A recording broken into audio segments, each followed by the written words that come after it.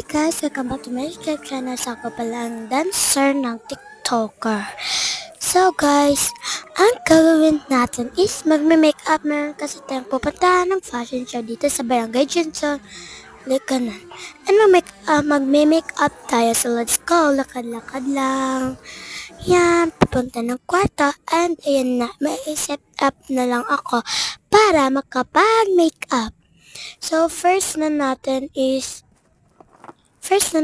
foundation. Ayan. Pa-post pa dyan. Ayan. So, maglagay na tayo nan and alam nyo guys, konting story lang with make-up.